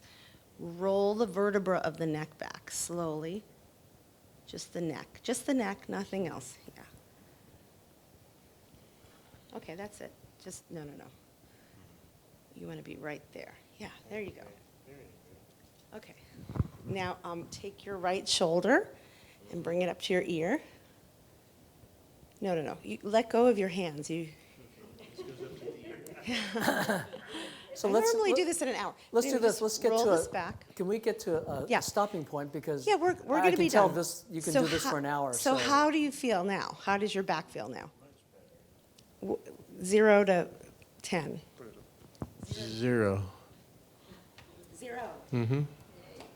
You have no back pain, right? No back pain. All right. That was the quickest session I've ever. See, it's good. Now stand up for me. No, well, so yeah. Let's stand up for me. Okay. So let's do this now. Look at he's standing straight. Okay, got it. So what I want to do is I want to just check a few things because you did a lot of maneuvers for sure. So what we're going to do is step back for me. So I'm going to take a picture. Let's just see your natural posture now without behavioral changes. Take a breath. Let your body relax. Good, just relax, right? Good, right? And what level of pain are you at? 0. Perfect. So that's a good thing, right? Yes. So I'd say that's a good thing. And let's just look at, The original. let's look at the original. Let's just take a look. Okay. See, I don't have opinion. I just want to see and Yeah. to see what we got, right? Very scientific. Okay. It's usually harder to find natural, it's much harder to find natural alignment when you're standing than when you're sitting, so. Sorry, the mic wasn't on for that. Except for we stand a lot. Right, so you have to, And we sit a lot. you have to learn that. Sorry. Don't touch that. Okay. Let's see. How do I- So, yeah, the contrasted techniques is pretty clear. A Yeah. lot of work in getting people. So when I did a session with Andrea, and I had this pain in the middle of my back, and the next day, like, I went home, and that next day it was gone. So, So I think we're good. all right. Look straight ahead. Yeah. Yeah, we do need to wrap it up, so let's call it. And thank you very much, Dr. You're Wong, welcome. for speaking to us. And Hey, thank you. You guys have been a great audience.